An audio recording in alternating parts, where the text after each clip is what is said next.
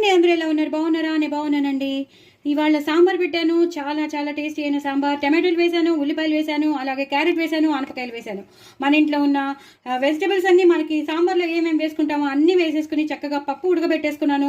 మెత్తగా పప్పు ఉడికిపోయింది. ఉప్పు, అలాగే ఉప్పు వేయాలి. ఇప్పుడు కారం వేసేసాను, పసుపు, పచ్చిమిరపకాయలు వేసేసి ఉడకబెట్టేసుకున్న పప్పులో నేను ఇప్పుడు అలాగే వెజిటబుల్స్ కూడా ఉడకబెట్టేసుకున్నాను. అవన్నీ చింతపండు రసంలో వేసేసాను అనమాట. చింతపండు రసంలో ఈ వెజిటబుల్స్ వేసేసాను, అలాగే పప్పు కూడా వేసేసి ఇలా మరగనిస్తున్నాను.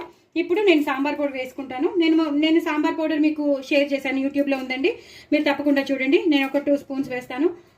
It is more than enough అండి. ఇది వేసేసి పూర్తిగా ఇలా కలిపేయాలి. సాంబార్ పౌడర్లో ఏమేమి వేసానో మీరు ఒక్కసారి యూట్యూబ్లోకి వెళ్ళి చూడండి. చాలా చాలా టేస్టీగా ఉంటుంది సాంబార్ పౌడర్.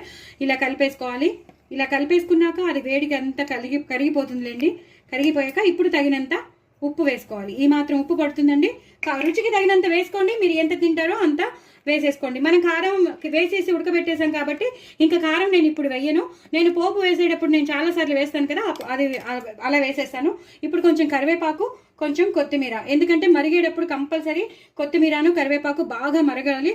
మరిగితేనే దానికి ఆ ఫ్లేవర్ అంతా అంటుకుంటుందండి. సో ఇది బాగా మరిగిపోయాక మీకు మళ్ళీ చూపిస్తాను.